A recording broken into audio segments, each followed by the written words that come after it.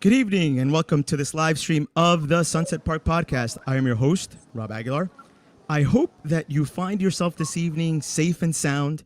We had a really powerful storm come through the neighborhood and it took us by surprise. We didn't know it was going to be this strong. We thought it would be the end or what was left of Hurricane Ida, but it did come in really strong and there was a lot of devastation through the neighborhood. Tonight, we have Council Member Carlos Menchaca joining us. He is going to give us some very important information on resources and give us some stats on what went on in the district. So I'd like to welcome our council member, Carlos Menchaca. Hey, Rob. Hi, everyone. I'm really excited to be here right now, live. I'm in Red Hook right now, and we are really I'm just talking to neighbors and some of the small businesses about what the impacts were. And really for the last few days, I've been kind of surveying what's happening in Sunset Park and Red Hook. And the biggest thing that I got was the devastation of basement flooding. And some people got up to 4 feet of water that really destroyed so much of what they were keeping, furniture, documents, or whatever, that is now destroyed. And the real problem right now is thinking through mold growing in basements across the district. Where I am really just going to say thank God and really be incredibly grateful for is that the devastation ended there.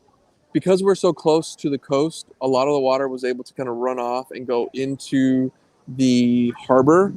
And so a lot of the coastal communities were not experiencing coastal flooding. Where we saw some pretty major devastation and deaths were in Queens, where some of that water that came in, that collected in basins away from the kind of flooding or the kind of coastal areas, really caused basements to flood. And so the last thing I want to say, and I'll give it to you for any questions, is these basement apartments, we're having to kind of look at that again and understand the housing crisis and how it connects to how we're trying to understand the impacts of the storm. And elders and young kids died, just drowned within minutes, really, because of the water that flooded into their basement from the backyard, the front yard. Everything came in so fast, they didn't even have time to react. So that's what we're dealing with in Queens. We didn't deal with that at all in Sunset Park and Red Hook. And there's just so much gratitude for that right now as we just look at mold in basements as they are flooded. Yeah, so we can definitely confirm that there were 0 deaths in the district. That's right.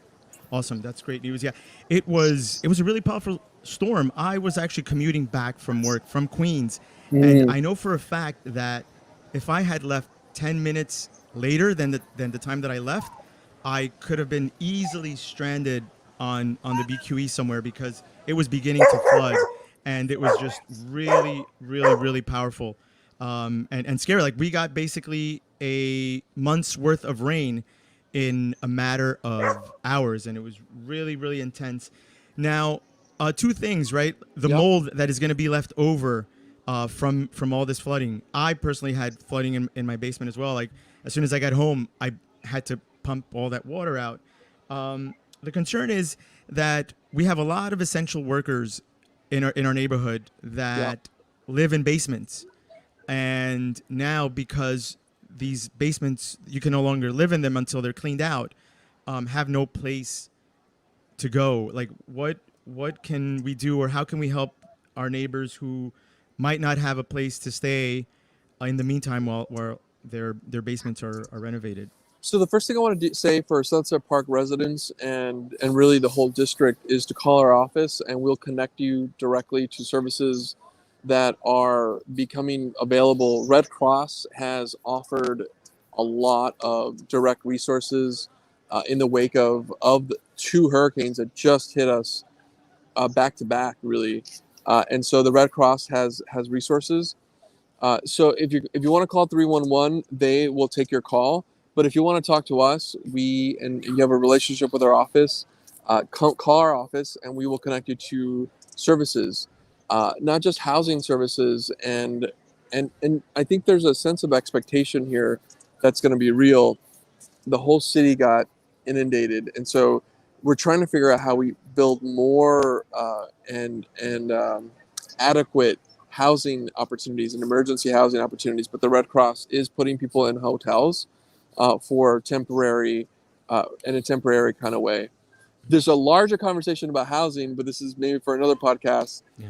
But call our office 718-439-9012, and we'll make sure that we can connect you. And I'll leave you with some websites that you can send out to people on the website so that people can go and link up and sign up. Now, should businesses do the same thing? Should they reach So out to the the office as well? businesses, yeah, absolutely. So the businesses are on another path with a controller to report the flooding and damage. And so there is a really great flooding, and I'm gonna head over to my notes here.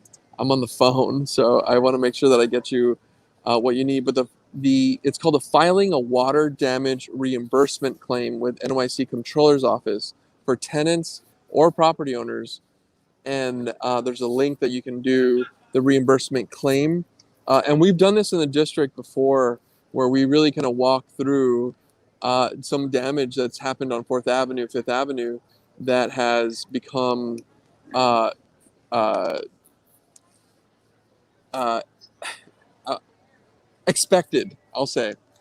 People are just getting flooded more and more. These storms are becoming more powerful, and so these claims are coming in. So we can help you fill that out and bring some controller staff to make sure that you have what you need. But there's a claim form that you can either Google or call my office, or we'll make sure that you have it to send it to the community. Yeah, I know your office. I know 4th Avenue there and 45th Street, 44th Street got hit really bad. Yes. How's the office? Yeah, so we had about 4 feet of water in the basement.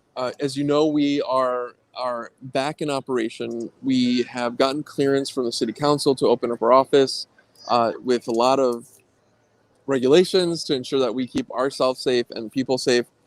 But we are focused on excluded worker fund applications right now, and so we're doing a lot of appointments at the physical office, and so everything is by appointment. There's So call 718-439-9012 or send us an email so we can set up an appointment.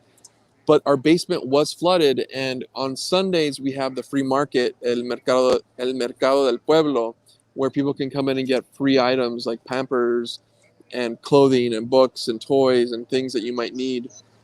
And it's run by South Brooklyn Mutual Aid, and we're super excited for that partnership. A lot of their stuff was being stored in the basement that just got destroyed. So we're really sad about that.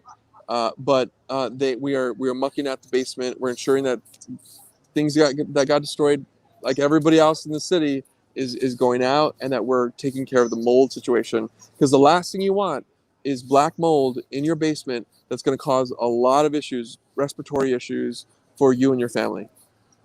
Yeah, and I know your neighbors right next door, Jaffa Cafe, Yes. got hit really bad, where they were building a new area. Oh, they've been working on it all summer. Yeah. Yeah, and now it was completely destroyed. And I know they put a GoFundMe page out there, and if people in the community can come out and support Jaffa Cafe, they are a fantastic place. One of my favorite coffee places in all of Sunset.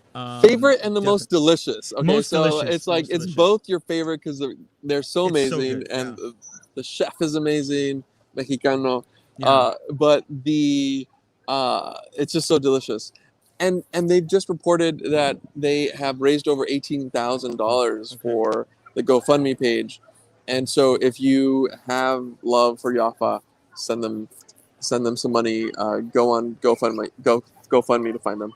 Fantastic. And we'll just say this really quickly in Spanish for our neighbors que hablan español. Gracias a Dios, nadie en la no perdimos a gente, nadie falleció por esta tormenta. Sí hubo muchas pérdidas en cuestión de inundaciones en los basements, pero el concejal Menchaca nos está indicando que si necesitan ayuda, pueden ir directamente a la oficina, marcar el número telefónico. ¿Nos los puede dar otra vez este concejal?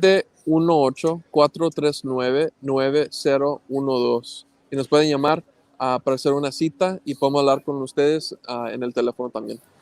Y entonces no dejen de llamar si necesitan la ayuda para el apoyo que necesiten, si no tienen dónde pasar la noche, porque sus departamentos en los basements han sido inundados.